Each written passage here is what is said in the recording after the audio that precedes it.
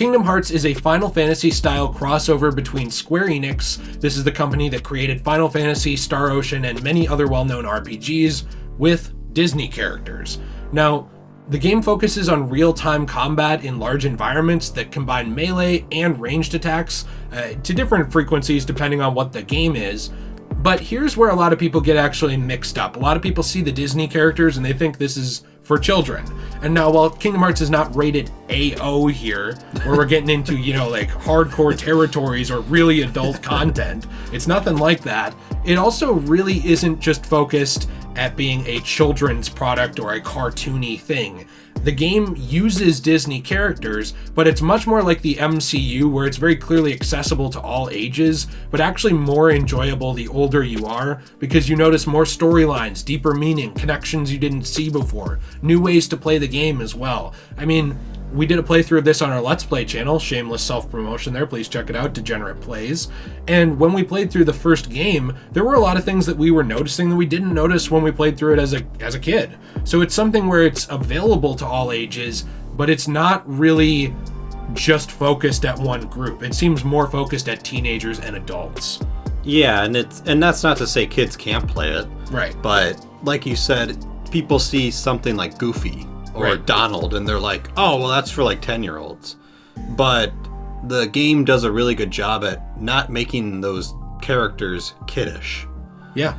And now, I will say, there is a lot of cringe in the games. Yeah. A lot of cringe. But the cringe doesn't mean kiddish. Right. So, and two, I mean, yes, there is, but there is in a lot of video game series that people are willing to look past. So that's the thing, too. It also, by the way, I think it's worth noting how this game series came into being real quick. It was actually through a chance encounter.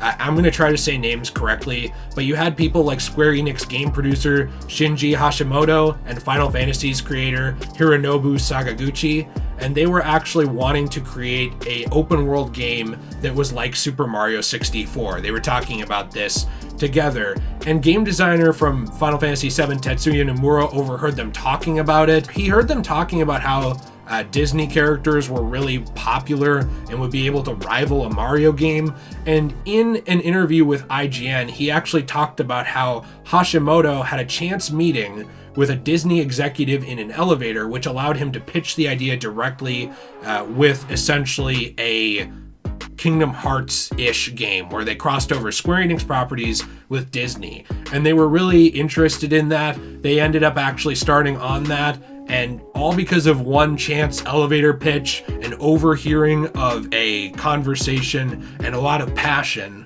this series came to be. And I do think that's worth mentioning, because this game series didn't just come up as time to make money.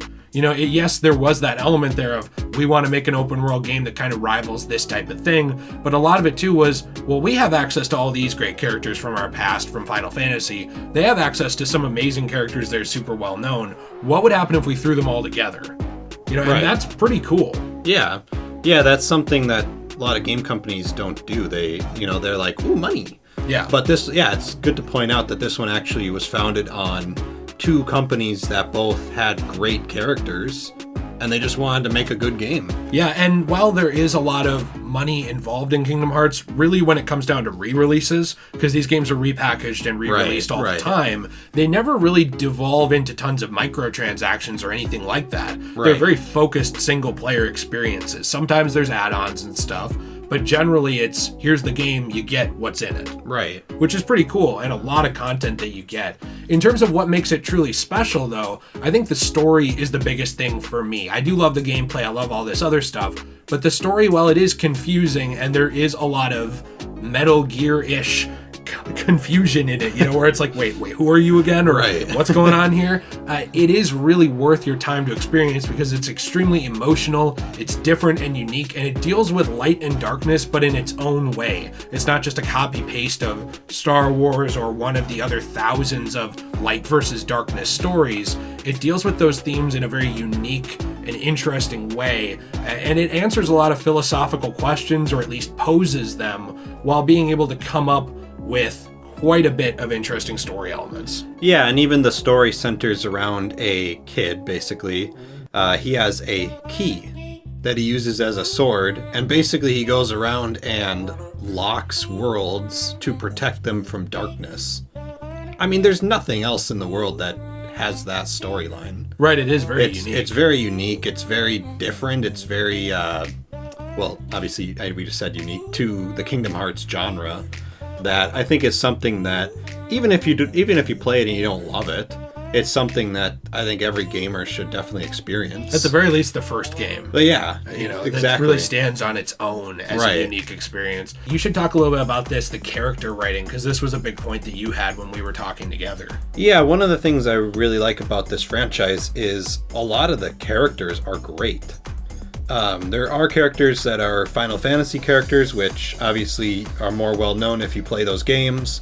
A lot of Disney characters in the franchise, which obviously everyone knows Disney characters. But there are a lot of characters that are originally developed by Square Enix, that are actual original characters that they designed for this franchise. Stuff like the main character of Sora, or Riku, or Roxas. There's all these characters that they designed for the games, and they're all great. And that was something I was thinking about for all these games, is that there's not any characters in the whole entire franchise that are bad. Even like the ones that they created just themselves, they're all great characters. And you can look at their character designs. Some of the character designs is a little weird looking, but they're all, for the most part, pretty cool. And well written. Yeah. And I would say that they feel like real people. Yeah. For the most part. And what's interesting about that too is when it comes to those characters too, other than just the original ones, there are other characters from well-known movies, but they're expanded to fit the universe. Right. Cloud from Final Fantasy VII makes sense in this universe outside of that. Right. And while Kingdom Hearts isn't canon to a lot of the things that it touches, in terms of like where The World Ends With You hits Kingdom Hearts, a Square Enix game like that's even more niche. Yeah. While the main character meeting Sora doesn't then affect the next World Ends With You game, it does affect the next Kingdom Hearts. Right. So it's like basically a world where all these things you love or have maybe never even heard of exist, from Hercules down to Final Fantasy, down to The World Ends With You, down to whatever. And they all mesh together into a really cool final product, so that even the Disney characters that were well established have character arcs that are ongoing. Hercules is a great example of this. He was introduced in Kingdom Hearts 1. You see him throughout the entire series, in most games, and by the end of Kingdom Hearts 3, he's at a totally different place than he was when you met him. Hercules, like you brought up earlier, he has met both Sora and some of the other characters from Birth by Sleep, but it doesn't feel random. Like, those Birth by Sleep characters don't just feel thrown in. They actually matter, and Hercules actually is involved with them, but he's also involved with Sora, and it doesn't feel forced or anything like that. So you can play through parts of movies. Some worlds are much more close to the movies than others, like the Frozen world in Kingdom Hearts 3, while others, like the Big Hero 6 world, operate as a epilogue to the movie. Right. That's pretty incredible. I mean, it allows you to jump around the timeline, not only in the main universe, but also in every world you go to. Yeah. And there's even some unique worlds and some niche Disney worlds or made-up worlds or stuff like that.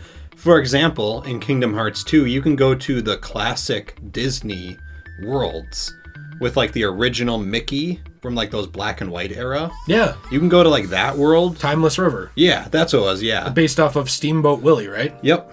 So they bring in a lot of different elements from a lot of different Disney films or eras of Disney, and it really all works together as a game or a franchise or whatever.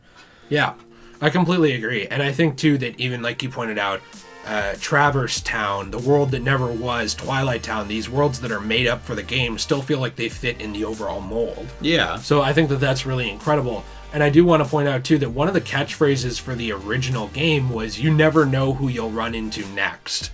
There's actually a archived version of that original site that we went to about a year ago and looked at. Remember that? Yeah, I do. It was really fun because that's kind of what we saw for the marketing when we were kids. And the whole point of that was essentially the amount of freedom that they have to explore new or familiar worlds and introduce new or established characters, from a new villain like Xehanort that is pretty much the overarching villain of the entire series, all the way down to Mickey Mouse, who's very different in this series than he would be in his own cartoons. Right. And that's pretty incredible. Yeah, it is. And also another thing about the worlds is that, kind of with the characters as well, the original worlds, like you said, they fit in with the overall mold. But I wanted to point out something with the characters again, was a lot of the original characters they develop, they don't feel thrown in. Like, they actually feel like they work with the Disney characters and the Final Fantasy characters. I think too, some of the original organization members, like Axel, he doesn't feel like he's thrown into the universe. He actually works with someone like Goofy or Mickey.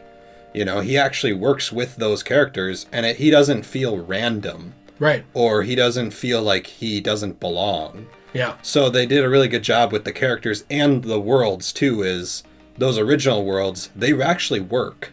They feel like they're in the universe. They feel like they fit in.